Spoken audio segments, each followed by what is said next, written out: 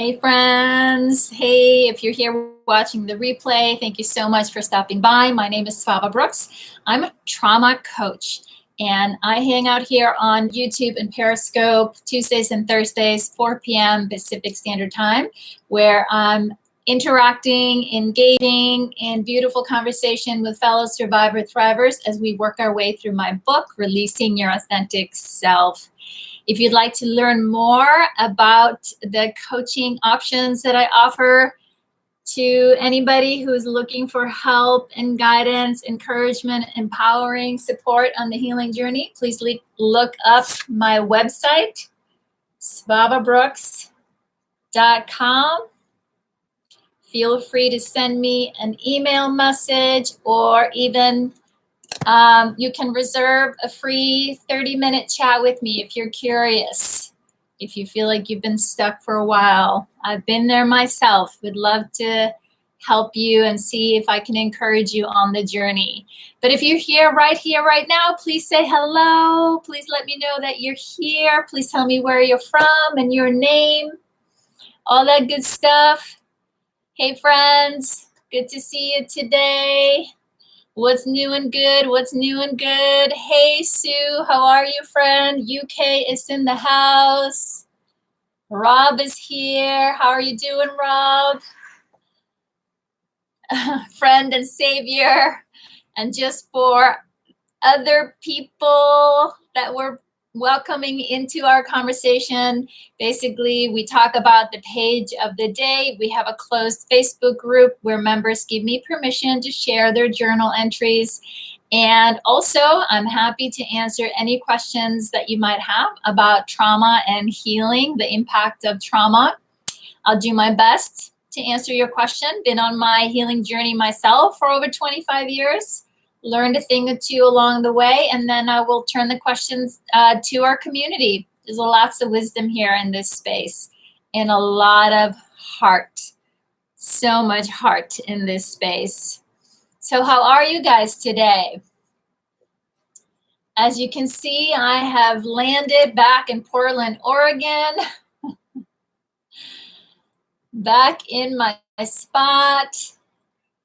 Good old spot. Excited to be here with you. And as you can see, I'm looking 2 spots, Periscope, YouTube. So what's new and good? What's new and good? I was, yes, Rob asked, did Elisa enjoy her birthday? Yes, she did. Very much. Can't believe that my babies are getting so old. Actually, right? She is 26. It's hard to believe.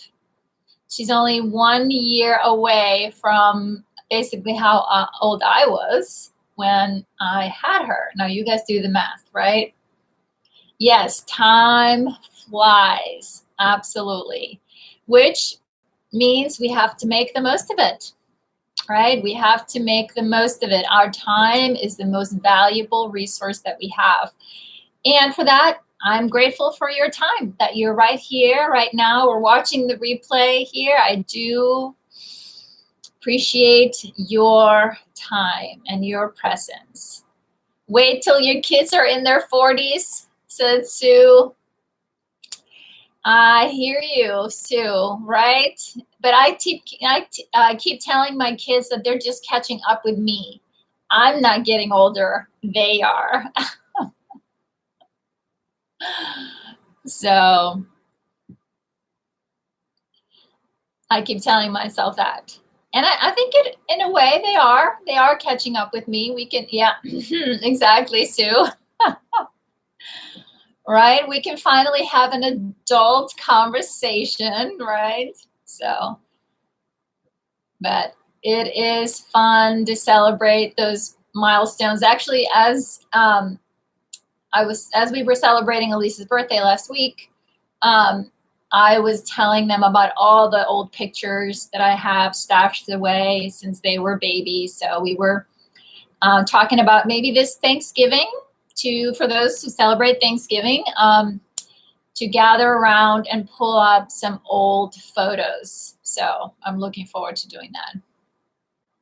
There you go, right? Rob says, I remember you too, and Cindy singing me happy birthday for my 26th.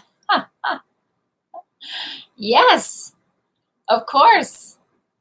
Of course. And we had so much fun doing that too, to sing for you, Hey, there you are, Wanda. You snuck in. I didn't see you right there.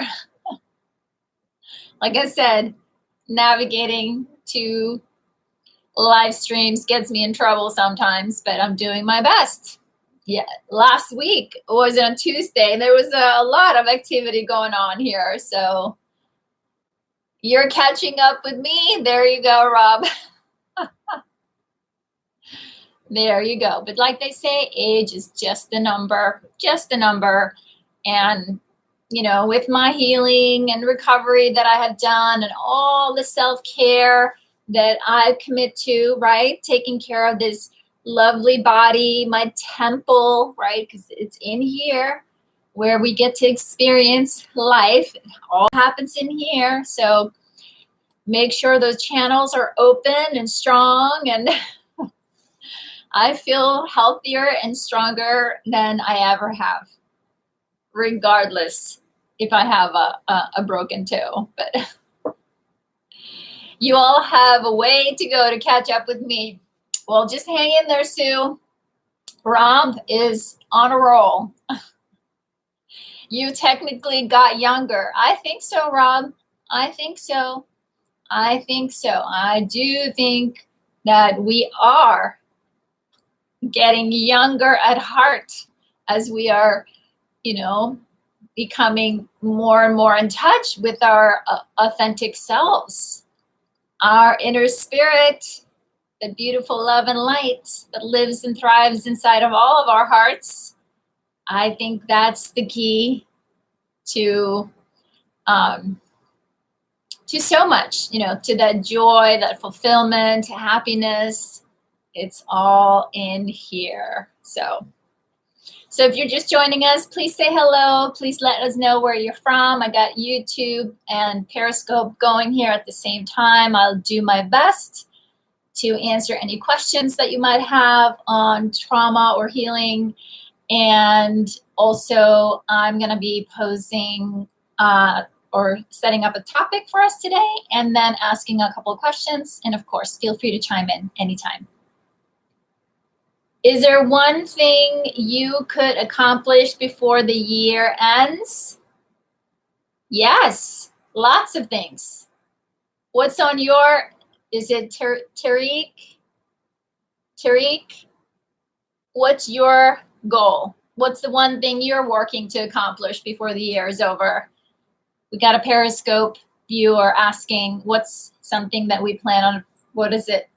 Finishing before the year is over? One thing you could accomplish before the year ends. Well, since you asked, right now I'm setting my goals for next year. So not just writing down, yes, big visions, like medium, day-to-day, monthly. I'm breaking it down. I'm being intentional, giving myself a month or so a head start before the next year starts. So that's what I'm planning on finishing in the next few weeks before the year is over. And let's see. Rob says he's going to get a stone heavier. So for those of us who don't weigh our bodies in stones, Rob, thank you. Thanks, Sue. 14 pounds.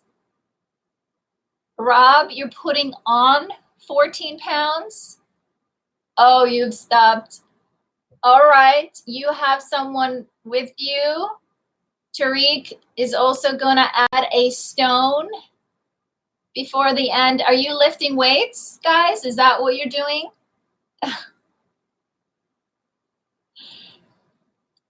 Okay. Good for you.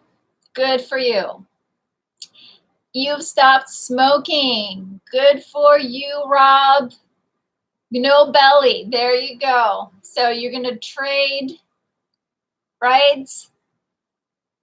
And lost some weight. Hey, Elizabeth, I didn't see you join us either. Where is my eyesight tonight?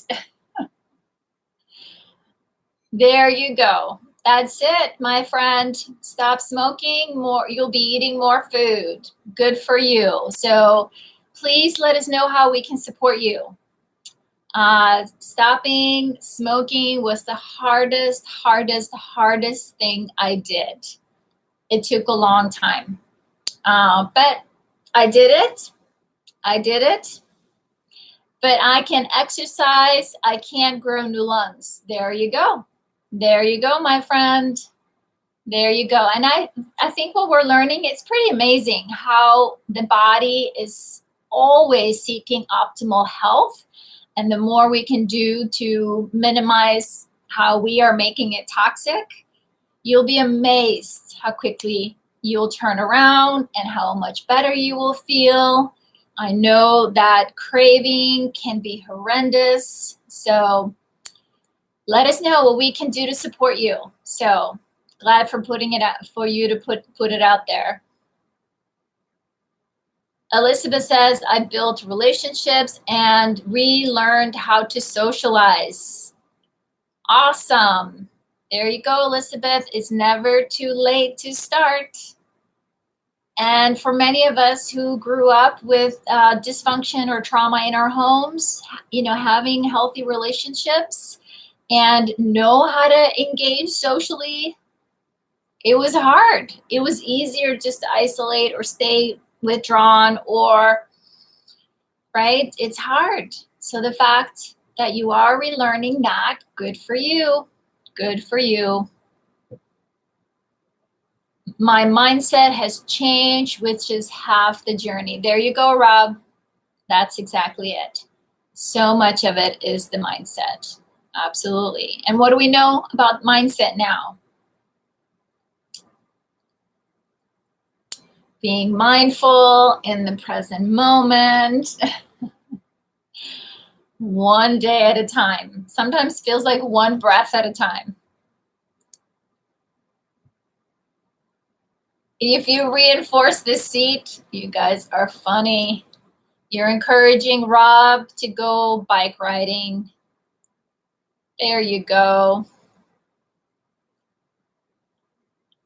Yes, you are getting lots of encouragement here. Lots of encouragement.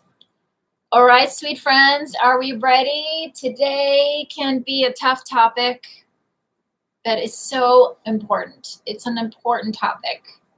So we are on day 325. Countdown has seriously started, hasn't it? So we're going to talk about shame, and we're going to talk about what shame is it that we still carry in our bodies or in our nervous system or in our stories or in our thinking about ourselves. Because it's the shame is kind of what keeps us hostage. So, and shame does not like to be talked about. Shame does not like to be brought out into the light. Shame is like fear, shame needs more shame to build on itself. Like fear needs more fear to sustain and stay in our body, in our system. So just like Rob said, that mindset to be aware of the thoughts that may have triggered the feeling, is part of understanding shame and where it comes from. Where's my friend from Georgia? I haven't seen our friend from Georgia yet. Let me know. Oh, there she is. There she is. Wink, wink. We knew she was here. So let's set up our conversation here. Shame is the belief that you were not good and that you somehow deserved the terrible things that happened to you and that you are not good because they happened. We create stories of unworthiness and guilt and inadequacy that hunt, right? But these stories are not our truth. They were never our truth. They solely belong to the person who caused this pain, who caused us this pain. And it's in our healing that we lift them from our shoulders. We manage to drop that backpack that carries all that weight of all that junk. And we refuse to carry the burdens of others, other people's secrets, other people's shame, right? We took that on, many of us, because we didn't know any better. We were children. We didn't understand what was happening. But because no one was talking to us about it, and our mind wasn't developed, our brain wasn't even physically developed, like logic, reasoning, we weren't even fully online to be able to really process what's happening, why is it happening, why is it happening to me, why aren't people talking about it. It was just black, white, either or. And that's also, right, how our trauma brain works. That's right, Elizabeth. She says, we took our parents' word as the truth, but it is not. Exactly. And if that's what happened to us as children, many of us, me included, I was very emotionally stunted, like frozen in time. Also because that was the environment that I was growing up in, and I wasn't supported in going through the developmental stages at some point to question that, nor did I have the language, the support system. And, you know, my brain kept me stuck there. I was kind of just stuck in that fight or flight constantly, that worry and doubt.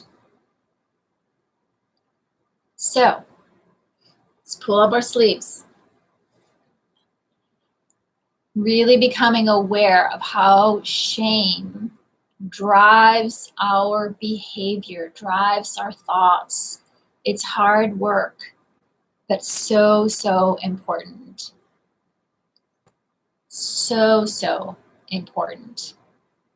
So let's see. So as I started my healing journey, right, and that's what we're doing here, we learned after all of this, that there's nothing wrong with us. There's nothing wrong with you. There's nothing wrong with you.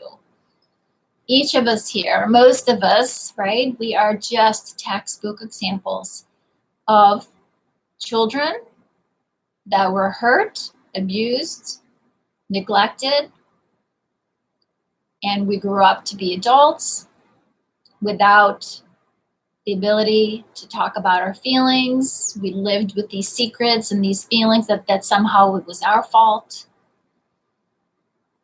And then to do the work of exchanging those old stories, those old thoughts, those old beliefs in for the things that we know now. You are inherently good. You were born good. You're good today, right here, right now. You are inherently good. You are strong. You are courageous. You're creative. You're smart. You're wise.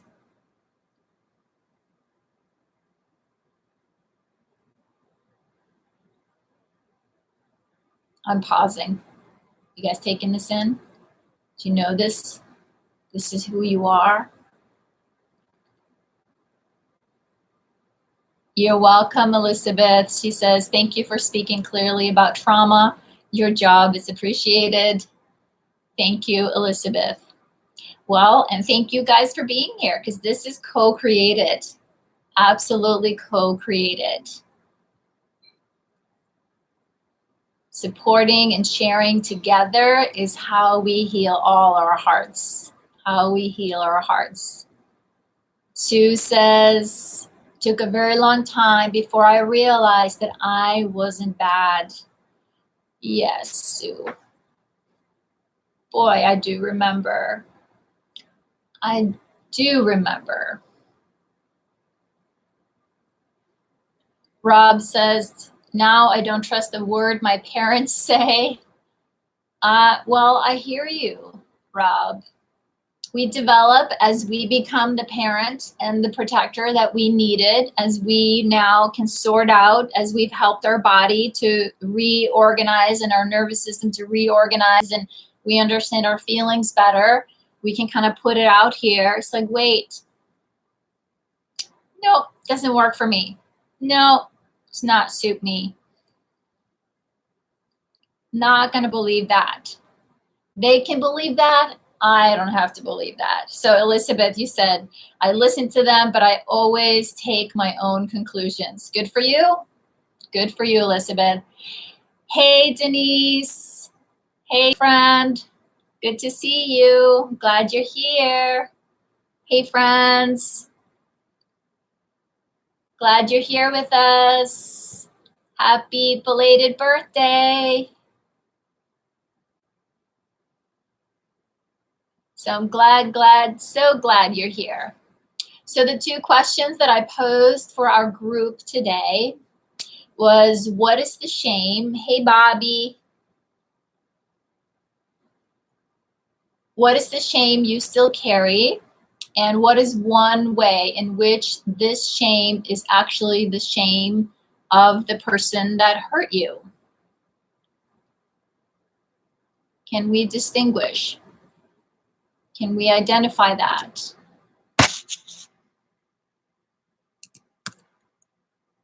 I'm opening up a couple windows here. Don't mind me.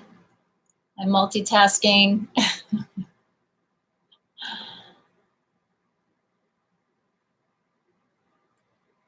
And so basically, right, what's the underlying message of shame?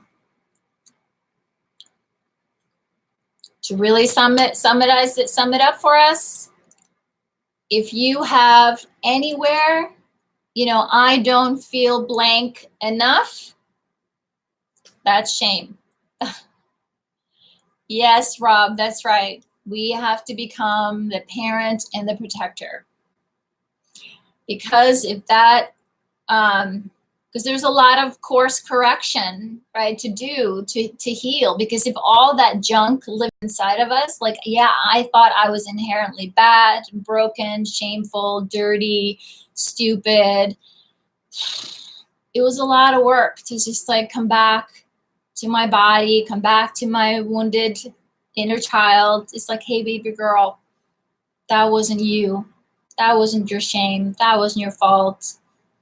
You are good. You are precious. Right? And to sit with her for all, because we become a firm believer. And it becomes a deep ingrained belief because we've recycled that so many times through our nervous system, through our stories, through our emotions, that inside of us, we believe that to be absolutely true. So then we end up creating or seeing that outside of ourselves. It's like the filter that we engage with the world. Right? Don't look at me, I'm bad. It's like like shame is really how we start engaging with the world. Right?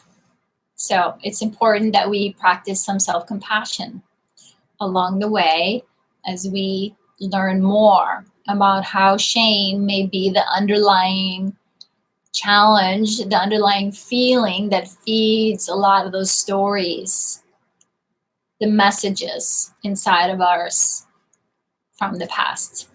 So what's the shame that you still carry, and what is one way in which the shame is actually the shame of the person that hurt you or let you down? So if you're here, if you'd like to share, we'd love to hear from you.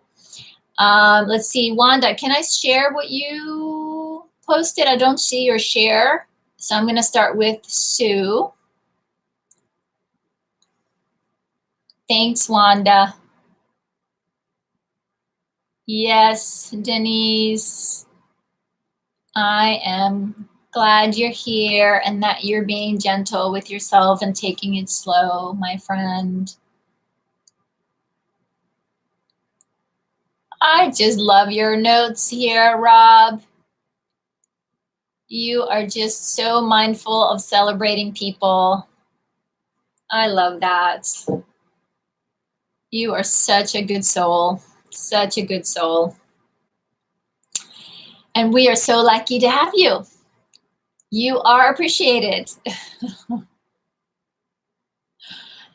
So Sue said here, she says, however hard I tried growing up, somehow I never managed to meet the expectations of my parents, to be able to please them and be a good girl. Who can relate? Did you grow up with parents where you felt like you were never good enough, no matter what you did, never good enough? If that is you, please know you are not alone. Not alone.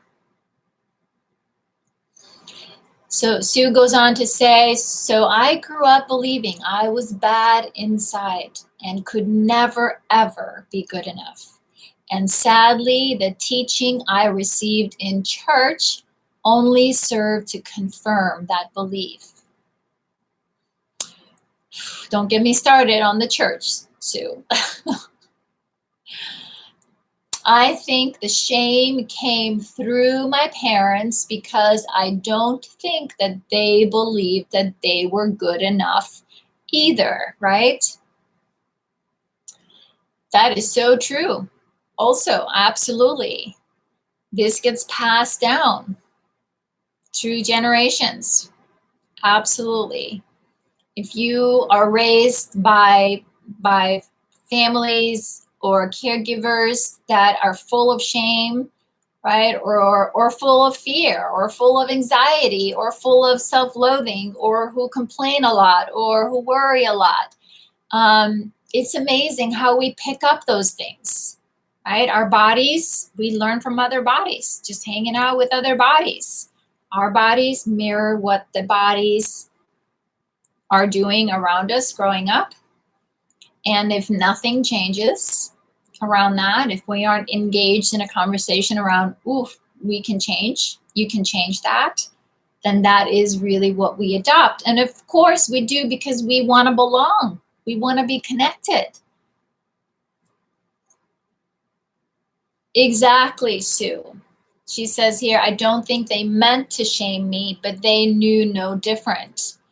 Absolutely. And I think there's a paradigm shift around this, because I also think how we used to parent was shaming. But I don't think, like you said, Sue, that past generations were aware of it. It's like, no, this is just how you raise, good people or good kids. You're hard on them even.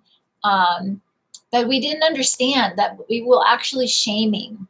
It's like, you're lazy, or why didn't you get an A like your brother? Or why don't you play sport as well as somebody else? It's like all these things are shaming. Comparing kids is shaming. What does that tell us? So inherently, who I am doesn't matter. We're always being measured by what we do. That's not who we are. So then we are putting shame. And of course, I did that too. I hear you, Sue. I hear you, my friend. I hear you. But that's also part of what we're doing here, right? Is to recognize, wait a minute. Of course, this just trickles down. And it stops with me. Now that I know better, I will do better. The basics of final season of The Affair, epigenetics, and inherited trauma. Yes, absolutely. We inherit so much. But again, because of epigenetics, right, we can change things, because when we change our environment, the environment we are in, we change. Like, right, if you put 3 different cells, same cell in 3 different petri dishes with 3 different conditions, environment, they become different. And we are just a big petri dish. So we can take our bodies and put into a different environment and also change what we believe from the inside out, we can change. I mean, each one of you here, you're proof. And I know some of you, right, who have been here for a year or two, you go back and you see your notes and your journal entry from a year ago, you can see it. You are changing. Things are shifting. And again, just like you said, Sue, here in your share, that you said that they believed, right? It is what we believe. And that's part of the healing journey, is to pause. And it's like, so where do my beliefs come from? What is it that I'm believing? Because our beliefs run kind of the background computer, our day-to-day actions, the autopilot, the things that we're pretty certain about, right? So if we can then stop and pause, like, why am I so driven to hide myself? Why don't I trust people in relationships? The operating system, yes, Sue. It's like I have a story, a belief, a certainty, and our bodies are always looking for certainty, right? This is the tricky part. Our bodies, our nervous system, hardwired to be safe, hardwired to protect us. Thank you, Rob.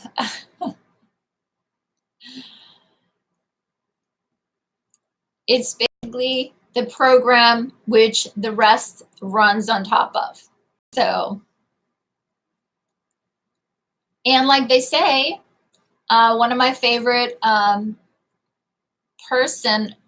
doctor, scientist, Bruce Lipton, his book, Biology of Belief, is very powerful, very powerful. You can find lots of videos by him on YouTube, on Facebook, and his books are pretty powerful. So yeah, so getting in touch with shame, understanding how shame really is a powerful emotion, and many of us carry because we were hurt by people we loved, that we trusted, that we depended on, because our trauma is betrayal. And when we are betrayed or traumatized by someone that we are dependent on, our world comes apart. And as children, the only way we can make sense of it is that, okay, they are good. I love them. I need them. I'm dependent on them. The only other option is that it's my fault. I'm the bad one. I did this. I must be better. I must work harder. I must make them happier. I must do whatever it takes so they will love me.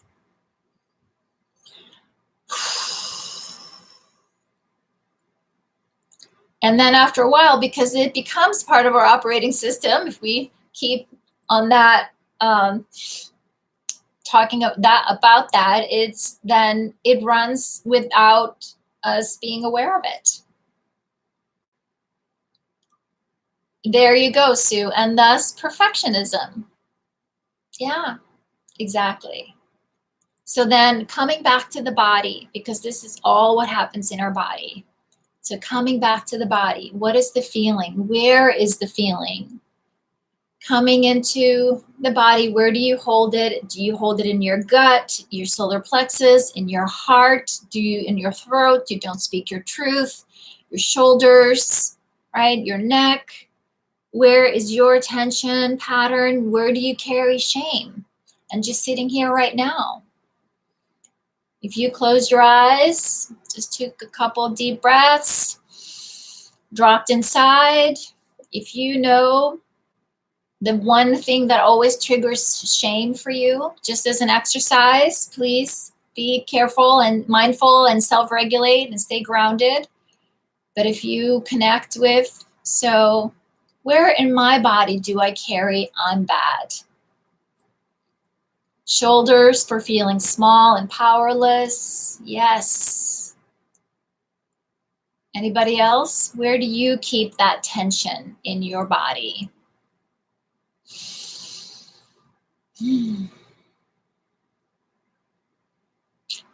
I'm a shoulder person too, Elizabeth. Shame is a stomach feeling. Hey, Elisa. Sue has the shoulders, and it's powerful in the stomach, right? Because that's our second brain center. I diverge to and embrace the failure they expected. I hear you, Sue. I hear you, Rob. Because, right, eventually we give up. As children, we give up. And then we really start to believe that we are inherently bad, why bother? Nobody believes in me. Why should I even try? And then we are the ones. We pick up where they left off. So Elizabeth says, I tried the Wonder Woman posture. I loved it. Yes. I love the Wonder Woman posture because our state, our body, right? There's a story that follows our state, how we hold ourselves. Elisa says, my stomach gets activated when I touch on shame triggers. I hear you, Elisa. I hear you. And that makes sense because when we feel shamed, like there's something wrong with us, that we've done something wrong or we're bad, what's the next thing that happens in the body? Right? I have to protect myself. It's like, ugh, I have to protect myself again. I have to hide myself again. Me trying to be perfect didn't work again. Exhausting. There you go, Sue. We talked a little bit about this today, Sue. Remember, I talked about noticing your posture. So when you feel that in your body, what do you do next? Like I said, do you just notice what happens in your body? For me, my shoulders start to go up. And what happens? I start to feel my earrings on my shoulders. Hey, Jay, welcome. So I intentionally pull my shoulders down because I want to remind my body I'm safe right here, right now. I can feel the shameful feeling. I can feel that shame is here, but that doesn't mean I need to hide, right? That I need to protect myself. I'm glad you're here, Jay. Glad you're here with us. And Rob says solar plexus and neck, big time. That's your power center, right? When we feel powerless, again, then we just lean in to protect ourselves. It makes sense. So becoming aware, because again, if we've lived with the shame and living in this automatic response in our body for a long time, then with awareness, a little bit of mindfulness, self-compassion, what you see me do right here, run our hands down our arms, because when we also are in shame, we're actually pumping those stress hormones into our body. Your body thinks it has to fight or flee. That's what shame will do. And also if we stay in shame, if the shame is fed now by the inner critic, who goes to town to agree with shame. See, I told you. Told you you shouldn't have tried. I told you you shouldn't ask for that. Told you shouldn't hope for that. Who are you to think you should try? Right? When we start to recognize that tone and those words, do our best. Okay, that's shame. That is shame. Right here, I can feel it in my gut. I can feel it in my shoulders. I hear you, because it literally is telling you to be afraid, right? Living with shame, and we are inherently bad. Like I said, it's the master emotion that really tells us we can't do anything, right? And it is the fear that we are not blank enough. It's the fear that we are not good enough. So the fear is there. Yes, yes, and shame feeds on itself. It feeds on itself.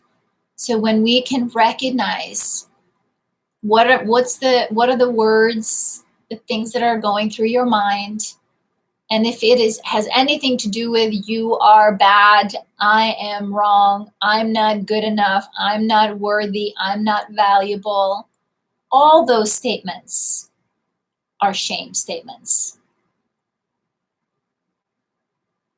So, right, I know it can feel all my fault. Thank you, Sue. Yep, all my fault. Of course, it was all my fault. No matter what I did or said, nothing I could do could change it. Shame is a liar. It wasn't your fault. It was not your fault, and you are not bad. You are enough, more than enough. Rob says, don't be ashamed and get, hey friend, glad you're here. I'm not taking on chat right now, but thank you. Rob says, don't be ashamed and get someone, talk therapy or cognitive behavioral therapy, and learn coping mechanism, which will change your behaviors. And this woman here is like CBD plus love. Thank you, Rob. And that's the thing, right? We needed to hear this over and over and over again.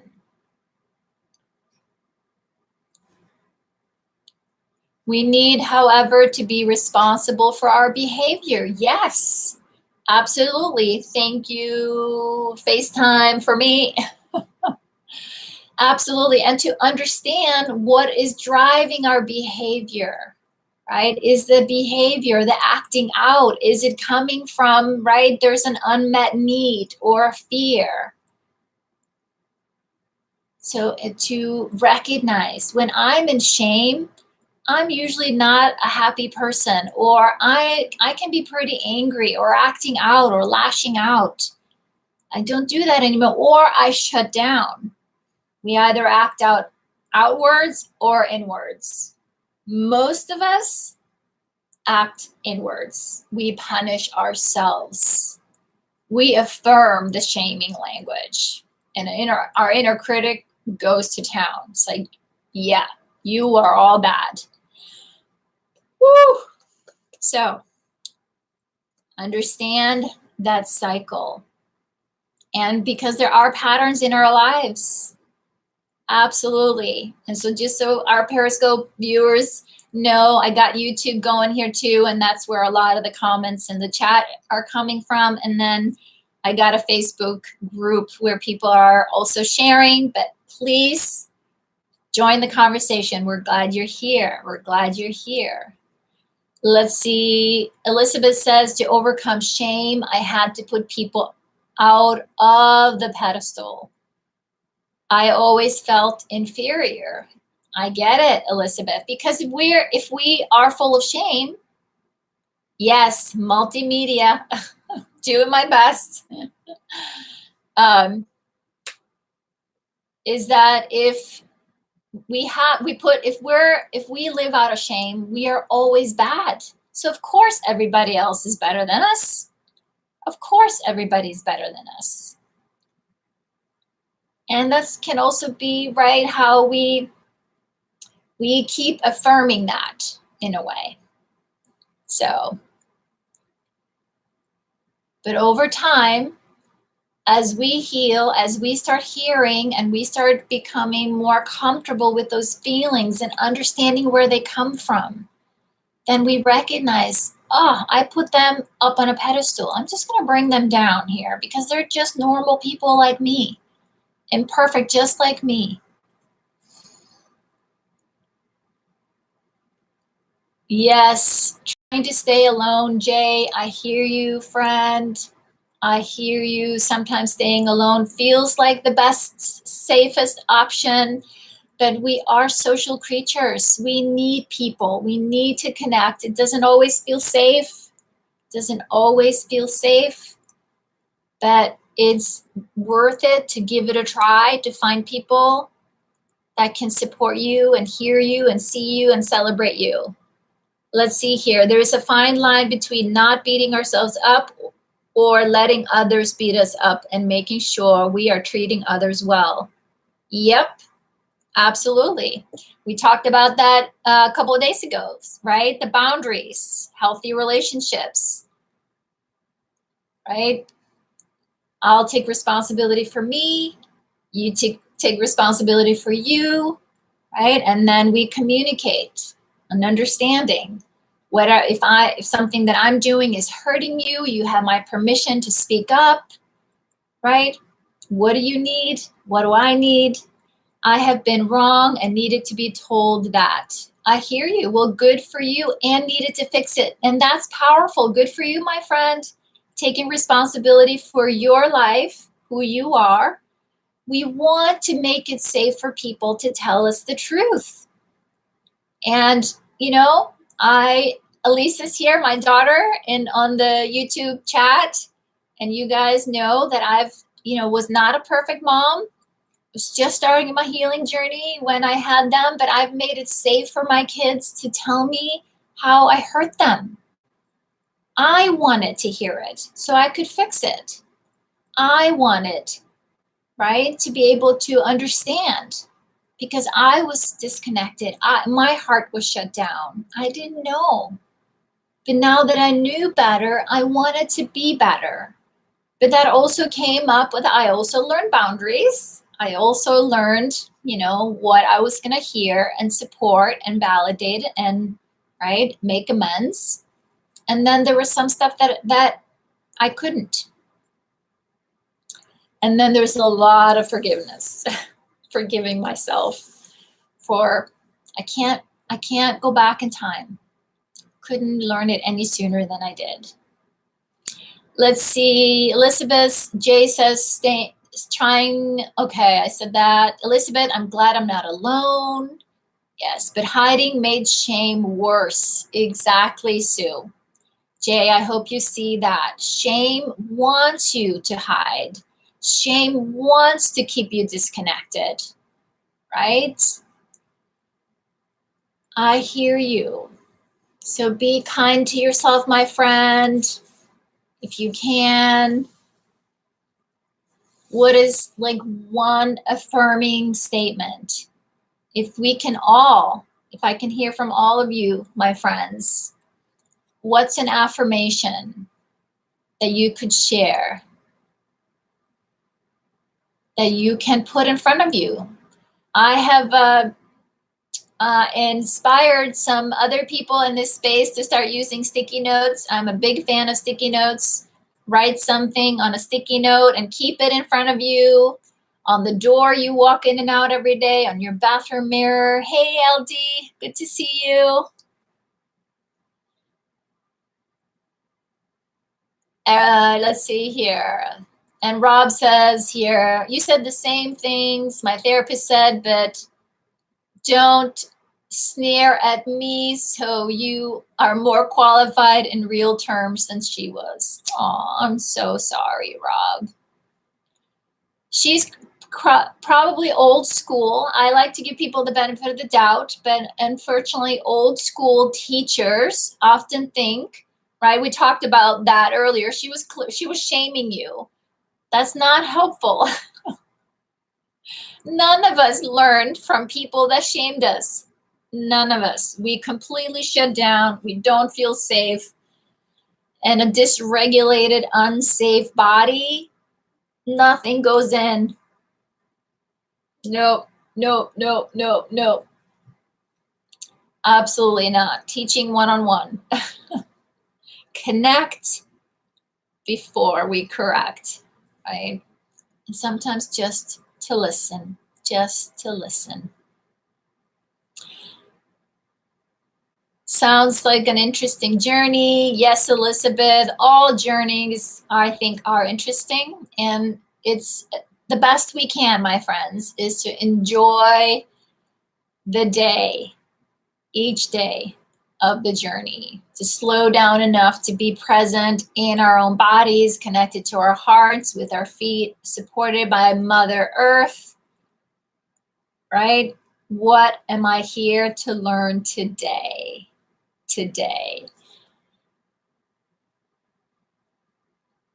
Let's see here. I want to be brave and face the world. Yes, Jay, of course you do. And you can, my friend. Just look at you now. You're right here. You are here. You are here. You are here. And maybe anybody else want to share their mantras? Sue shares my current mantra: whatever I do today is good enough. Beautiful. Beautiful, Sue. Yes to sticky notes. So Jay, what would be meaningful for you? That's a great saying, Jay, because you are brave. You are brave and you are facing the world. You're right here. You took the risk. You came online, said hello to a bunch of strangers, and we are glad you're here. We've all learned to be this way. How we, right, growing up, we learn to be a certain way. Our bodies, our nervous system, our thoughts and our feelings, it's all was driven to stay like safe. So all our behaviors, no matter what they are all here, and some for one reason or another, to protect you. So if there is behavior or something that you're doing that you are criticizing yourself or judging yourself or being hard on yourself, understand. So important. There's nothing wrong with you. All you do is in service of survival. So, one day at a time, see that, yeah, I learned to be this way, and I am learning to be different. Jay says, feeling uncomfortable around with people in real life. Yes, Jay, absolutely. We get it. We get it. When we've been hurt, and when we live in a body that doesn't feel safe because of whatever has happened, we live in a dysregulated nervous system. It's because what's going on in here, there's so much going on here. Of course we don't feel safe going out here.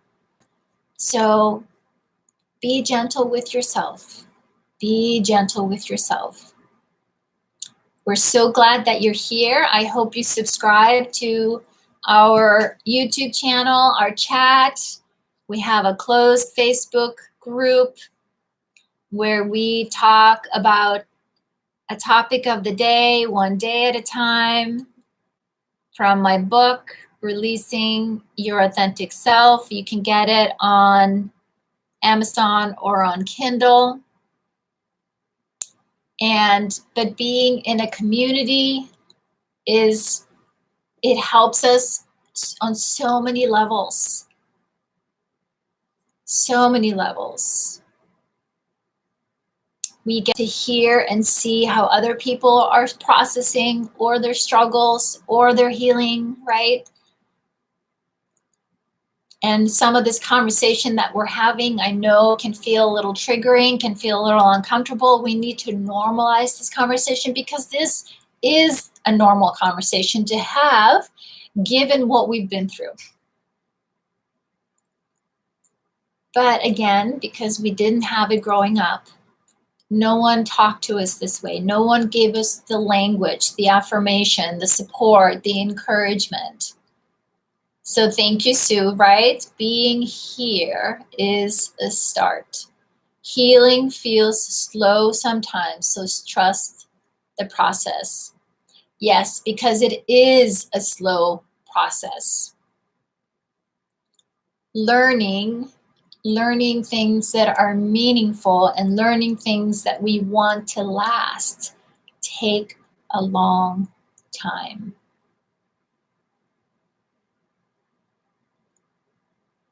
Oh, Rob. Oh, sweet man. Rob says here, he's reaching out to Jay, who just joined us today. Rob says, I was there solo in a shed 2 years ago, killing myself with the world's most powerful stimulant and stumbled across Svava when I thought I had lost all hope. Sweet, sweet man. And we are so glad that you found us.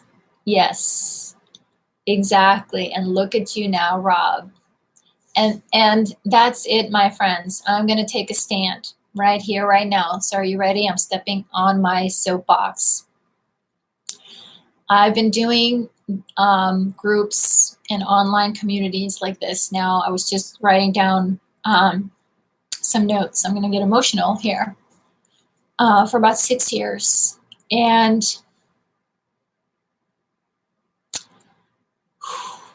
for you guys who keep showing up here twice a week, right? I know I was here every day last year. It just got to be too much for me, my busy life, but you guys are here. And when you show up like this is you like claiming your life.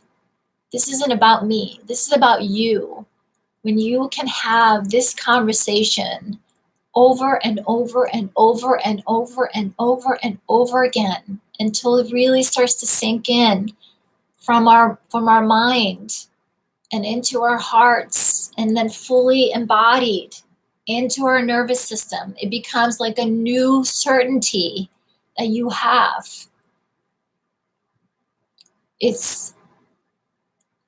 Like I have said here before, I was in a support group for 5 years when I first started my healing journey, and I would not be here without it.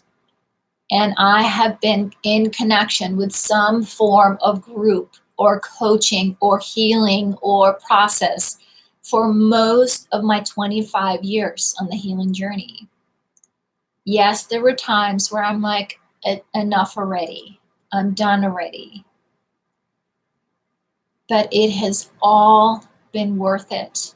And I have to say, people are healing faster. As a collective, we are believing. We are believing it. You're starting to believe, right? We are seeing it. More and more people are feeling it and healing and changing. Thank you, sweet LD. You are part of the original amigos. Love you, sweet lady. You are part of the beginning of this space.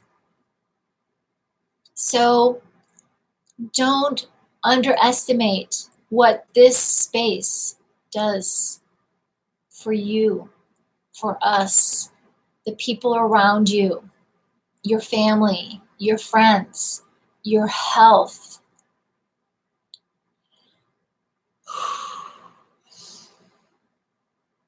Yes, the shame happens in relationships and the healing does too. Absolutely. Absolutely. And when we see the healing in other people, we start to, and we have seen ourselves in other people. We start to believe it, and then we start to embody and really integrate. And nothing makes my heart sing louder than when I hear you guys, you turn around and help the next person, right? We're becoming the ripple, right? The world needs this conversation. The world needs a safe place. Exactly. Thank you, Sue. Yes, I am deeply, profoundly grateful for all of you. And I know how important you are to each other. We have created, I don't know many support groups like this, where we focus on the healing part. Yes, we don't shy away from the hurt. We don't shy away from having the hard conversation. There's nothing that is off topic, really. But we are focused on the hope, the science of hope, of creating what it is that we can do. And my friend, when you find those people, those conversations, stay in it. Stay connected. I have my groups, my friends. I have my people too. I have a group where I go, right? I walk my talk. We all need a space where we can just kind of fall apart, right? And be really ourselves, or processing or working through. We need it. We need it. And I just feel deeply honored and privileged to hold the space, for you, all of you guys. And I've said here before, once you're in my heart, I don't give up on you. I am here for the long haul. I take a stand. I hold the space for as long as it takes because someone did that for me.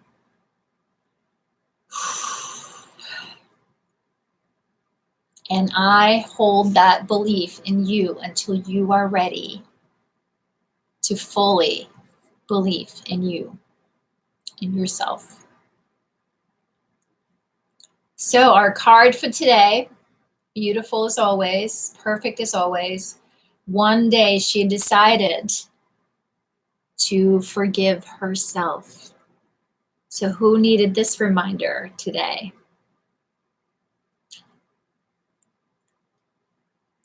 Right? Because shame is constantly bringing up things that are wrong with us, making us think there's something wrong with us. So each time you feel shame, you can put your hand on your heart.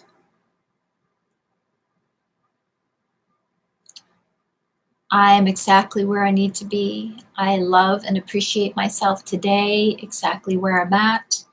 I learned to be this way, and I'm learning to be different. My niece and nephew loved listening to you say Gulu, so many landmarks, Alaska, singing happy birthday. Yes. Elizabeth says, my life is not that different from 3 years ago when I left the sociopath ex, but my brain is much more healthy. Good for you, Elizabeth. Good for you. I hear that hope and encouragement and faith in your words and in your sharing. It takes time. It takes time. And each time we have these conversations, we are rewiring our brain, right? We are reconnecting with our hearts. We are, right, working way to self-regulate, to stay in these beautiful bodies that we have, that we've been given. to live this beautiful life that we've been given, to share our beautiful hearts with each other. And I guess your heart is too, Elizabeth. That's right, Sue. That's the beginning, Elizabeth. Scary how those sociopaths prey on people. Much love and support. Thank you, Sue. Thank you, Elizabeth. Hey, Jay. I'm so glad that you're here. Be gentle with yourself.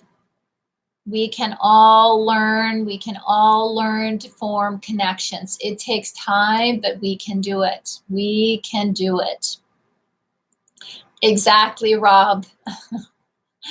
Exactly. A sociopath would never say that they are, Jay. Elizabeth says, yes, I was shocked when I realized all the abuse I suffered, but healing every day. Beautiful, Elizabeth. Beautiful. I'm so glad you're here. All right, sweet friends, that's it for us this week. Thank you so much for being here live and sharing and encouraging each other. I will see you Tuesday, same time, same place, 4 p.m. Pacific Standard Time. If you're over here on Periscope, thank you for all the hearts, my friends. I really appreciate that. And also any retweet or share. And over here on YouTube, please give me a thumbs up, my friends, if you enjoyed this video and found this conversation encouraging and supporting. And please share with anybody that you think might need this heart-to-heart conversation. So thank you, sweet friends. Have a beautiful weekend. Remember, go out in nature, do something good, do something that sparks joy.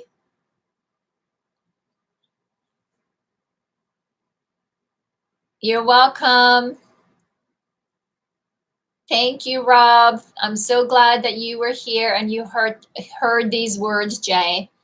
So feel free to join us next week, Jay. And if you'd like to learn more information about our group, our closed Facebook group, please send me a private message or just post below your email address, and I'm happy to send you more information.